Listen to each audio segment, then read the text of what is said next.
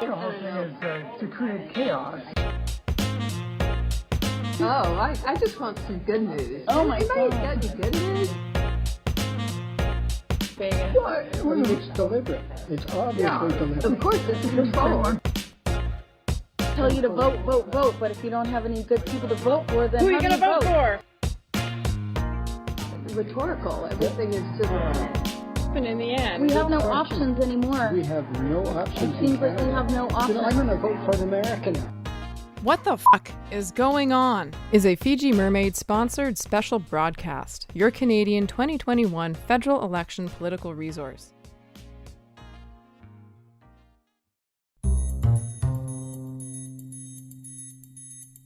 On September 13th, 2021, I spoke with Liberal Party Saanich and Gulf Islands riding candidate Sherri Moore-Arbour. Sherri has dedicated her life to serving the community as a locally elected school trustee, service club member, and community builder. She has served on boards at the local, provincial, and national levels. Sherri is an advocate for women's rights and women's voices in politics, and as an Indigenous woman herself, seeks to establish diversity in places that lack it. Okay. Thank you so much for meeting with me, Sherri. This is really wonderful to have the opportunity to chat with you and to, give you the opportunity. Well, I don't know if I'm giving you an opportunity as much as I'm getting an opportunity, as are the students and folks that will be tuning into the show and watching the videos, to hear just a bit about you and also your breakdown in your own words, the core values of the Liberal Party. So I'm going to just start off here with a, more of a bio-related question. Your commitment to community building and experience on a board level in local organizations gives you a special insight into how grassroots orgs tick. Further, as a professional Indigenous woman, a leader in your own household, and an advocate for women's rights, how do your values for community and marginalized peoples connect to the Liberal Party credo? That's a great question. I feel recognized and seen. It's really, I appreciate that. I've been, as you've noted, I've been involved in grassroots movements and for many, many years. I turned 50 this year, and I've been easily at it for 3 decades at this point. Started in the women's equality seeking movement in organizations that were really focused on equality, anti-violence, and so on. And that was an extremely politicizing phase of my life and led me to really passionately search for solutions. And it became clear to me that the governments that were failing women really needed better representation. And we know that, there is a problem in Canada in general with low numbers of women elected, or lower numbers than we'd like to see women elected. And certainly then when you drill down to BIPOC candidates specifically, that we don't see the diversity that we need to see in order to see the policies that we need to see coming out of government. And there's no question, over the last 30 years, there have been some improvements, but it's still a work in progress, that we haven't reached the United Nations critical threshold of 33% representation. And then within that, once you have it, you have a representative breadth of voices and perspectives, and you move kind of away from token voices at the table. So that's really the root of my politics, I would say, in the hot pursuit of improved outcomes through improved equality and access to power as well. And so the second part of the question, I'm just taking a peek at my notes here. How does that translate into my involvement in the Liberal Party? And believe me, I come from a family with heavy involvement in the NDP, and really, I think there was an expectation that I would grow up and become an NDP sort of activist, and I know that I'm a social democrat, so I definitely believe in the principles, but I really found the fit wasn't there. And when I found the Liberal Party, I knew I would be on the progressive side of this very big and beautiful tent of diverse opinions. But what I love about it is, one, there's absolutely space for me and people like me in the movement politically. And I really appreciate that we really get things done. And I see my role in the party as somebody, again, who's been involved in lots of different ways over the years, as somebody who continues the pursuit for improved outcomes and equality. So I'm not one of these people who, thinks of partisan politics as religion. I think the party, and I would hope all parties, belong to the members of the party. So I think that the Liberal Party is as much my party as it is Justin Trudeau's party. And I get that we have different levels of influence, but the party, in my own mind, belongs to me and my friends who are members in the same way. And I think that's a really healthy way to view involvement. I see a huge alignment, and I don't think I could stay otherwise, with the pursuit of equality in meaningful ways in the party. And as an Indigenous woman, the pursuit for reconciliation is real. It's not. I think it's important that it's a part of the culture of the party, because it makes being involved with the party, like the experience is inclusive. But I think that, if it weren't for the good work and the investment and us actually doing the things that we say we're going to do, I wouldn't be able to stay this length of time, right? So, and when people point out, well, with respect to reconciliation, it comes up quite a bit because I'm an Indigenous candidate. Why aren't we done yet? And I would say, when you look at the history of our nation and the scope of things that need to change, building things is difficult. Breaking things is easy. I tell this to my kids, give me a baseball bat and put me anywhere and I can break things. But when we are called to build things, it's very time consuming and complex, and it requires a lot of effort and organization and heart. But as Liberals, we show up and we are walking the road of reconciliation. I wish we were done, but that's why I've put my name on a ballot. I want to be a part of the solutions, and I find that there is real conversation.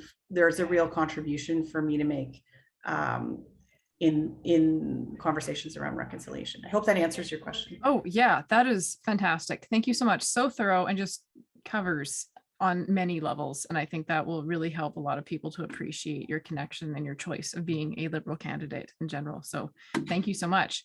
Now, we know that everybody can access the Liberal Party platform online, of course, and they can become more acquainted with, federal candidate Justin Trudeau, Prime Minister. But would you mind giving listeners the highlights of the platform in your opinion? Because that always helps. That always helps for folks. Yeah, this always lands on me, honestly, Sabine, as a bit of with some of the anxiety that a test question would, because the document is 164 pages long and incredibly detailed in many, many areas. So it's difficult to summarize in the time that we have, but I will say the pieces that are, I think, most relevant to those I'm talking to in our riding include, for sure, our climate change action plan. So building off of our Net Zero Accountability Act and making meaningful investments to transition off of fossil fuels and to hold, sort of the price on pollution concept across the country, recognizing that we are a part of a large global community and we're, statistically a less significant polluter. I think no one in Canada, certainly no one thinks it's not a consequential conversation. Like, we need to be moving off of fossil fuels, and with very clearly a sense of urgency. And our plan provides a framework to do that, to make others accountable, and like the private sector, for example, and to work with the provinces in a way that makes sense. But the transition to electrification and to green, clean energy requires a lot of complex solutions. And I don't say that as a way to kind of, sort of defer or divert responsibility elsewhere. We are a huge part of that, the federal government. But getting to a point where we are electrified requires investments in clean energy production. It requires investments at the homeowner level and businesses, and changes around our vehicle production. There's so much that needs to happen, and it needs to happen urgently. And in some cases in a way that's disruptive but necessary. So that's a big thing. Affordability is another huge issue in our riding, and our plan again offers a spectrum of solutions. Not everyone faces the affordability conversation in the same way. So if you're a renter and you're a new renter, finding a place is difficult. So we need more stock, more rental stock, whether that's encouraging people to offer properties for rent, just investing in purpose-built properties requires optimally federal investment. Converting commercial spaces into rental properties, that's another area where we're proposing investments to provide, again, improved rental stock to optimize buildings that exist already. And if you're somebody who is renting but is unable to save money in order to put a down payment on a home, whether it's a condo or a single family home, whatever, that's a huge barrier for a lot of people who are trapped decades in rental cycles and unable to save $100,000 while they're paying high rent rates. And so we're introducing a rent to own pathway for people who are locked in that cycle as a way of passively developing, growing a nest egg to be able to put toward a down payment.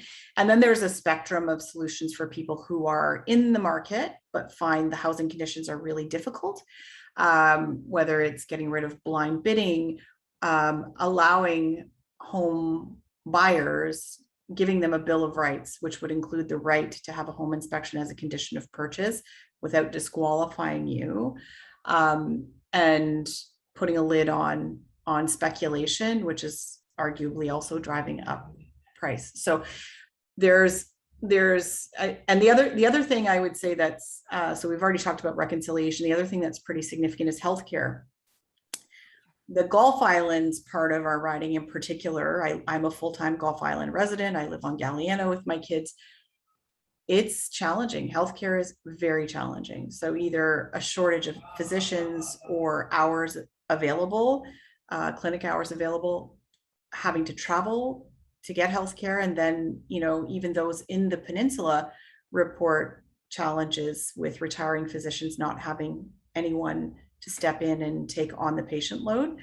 So we're offering solutions to invest in 7,500 doctors, nurses, and nurse practitioners to be able to deliver primary care in communities across the country, with an emphasis on rural communities, recognizing we have our own challenges that exacerbate the shortage issues.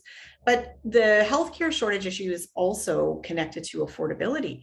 When a recent graduate or a doctor that's looking to relocate takes a look at what's available in terms of housing, they're going to have a hard time finding anywhere to live on some of the Gulf Islands, period, even if you have a decent amount of money to spend. And so while we have this incredible lifestyle and quality of life here, recruitment isn't very straightforward. And I think solving the healthcare crisis is a multi-pronged set of solutions. Thank you so much. That once again, like I was saying, with these sorts of synopsis or spotlights of a campaign platform, it is really about what each candidate sees themselves, and I think that's a beautiful opportunity to just showcase what further showcase of your own personal values and how those are infused into the party's politics itself. So thank you for that. That was great. This has been wonderful chatting with you. I've really appreciated it. In closing, being a well-established in a community context in the Saanich and Gulf Island ridings, being on Galliano, of course, what do you encourage new and experienced voters to consider when making their choice this month? This is a delicate question to answer for me because, we've had, like other people, I want to raise, my hands and thank Elizabeth May for the service that she's offered in the last decade to raising not only the profile of issues that are important, but, in serving community. I think being an elected official is ultimately service. But I think the delicate part is that, a vote for the Green Party of Canada and Saanich Gulf Islands will deliver us. It's one seat closer to an O'Toole government. So, if you value climate change, the party that is least able to deliver on your priority issues is the Conservative Party. And having a voice in opposition is not helpful to our riding in the way that having a house or having a seat in caucus is, in terms of, being involved in formative conversations around developing legislation and bringing forward ideas in a way that prioritizes the voices of Saanich Gulf Islands in the context of the building of legislation. So, I think that people need to, if the environment is the critical issue on which you're basing your vote, our party is the best position to deliver on climate change action, period. And for those who don't know me yet, I'm certainly, I'm happy to chat further with voters who have difficult questions to ask me as a local representative. But I think that people feel the weight of consequence of this particular election in a way that is different than in the last several. People understand when we see the heat dome event in BC and we see the fires around us, there's an increasing sense of urgency and people get that talking about it, sort of, yelling fire is different than calling 911 and having the fire department respond, right? And people get the sense that the time to talk about it has now led to a time to act on it. And that's something we're hearing a lot when we're out and about. That's great. Thank you so much. Thank you so much for your time, for answering my questions, and just once again, making this information available easily and accessibly to those that are tuning in at CFUV, which is a good amount of students and a good amount of mixed people. Thank you so much. It's been wonderful. Thank you, Nadine. Thank you so much for what you're doing. I really appreciate it, really. Thank you, Sherri, for chatting with me. I appreciate and admire your commitment to your values within politics, as well as it was lovely just to get to know you a little bit more. Good luck in the election.